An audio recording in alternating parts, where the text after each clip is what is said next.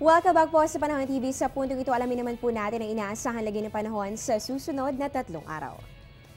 Unahin po natin dyan sa Baguio City, inaasahan naman po ang magandang panahon maliban na lamang sa mga posibilidad ng mga punong-punong pag-ulan o pagkidlat, pagkulog, lalong-lalo na po yan pagsapit ng hapon o kaya naman ay sa gabi. Inaasahan po natin na mababa pa rin po ang temperatura dyan. Maglalaro po yan sa pagitan ng 15 to 26 degrees Celsius simula po yan bukas at yan po ay magpapatuloy hanggang sa araw ng Linggo. Dito naman sa atin sa Metro Manila, generally fair weather pa rin po tayo. Kaya naman thank God it's Friday po tayo bukas. Dahil po yan sa fair weather at magpapatuloy po yan hanggang sa Sunday. At mainit pa rin po ang ating panahon dahil meron po tayong temperature na abot ng 25 to 36 degrees Celsius.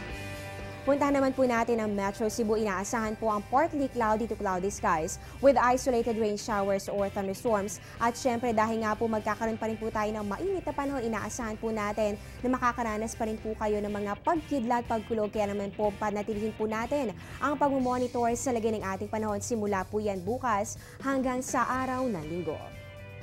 At ganun po, dumako na tayo sa Metro Davao para po sa mga mommies na maglalabas. Samantalahin na po ninyo ang sikat ng araw pagsapit po ng umaga o tanghali. Pero make sure po na mapinaw nyo na agad ang mga damit pagsapit po ng hapon o gabi dahil nga po nandyan yung malaking posibilidad ng pagkakaroon ng mga isolated rain showers or thunderstorms. Asahan po ang ganitong klase ng panahon simula po yan Biyernes hanggang sa Sunday. At panghuli na lang po natin sa may Zamboanga City, maganda pa rin po ang panahong inaasahan natin sa susunod na 3 araw. Simula po yan bukas, Friday po yan at magpapatuloy po hanggang weekend. At mainit pa rin po ang panahon dyan, meron po yan at 24 to 34 degrees Celsius.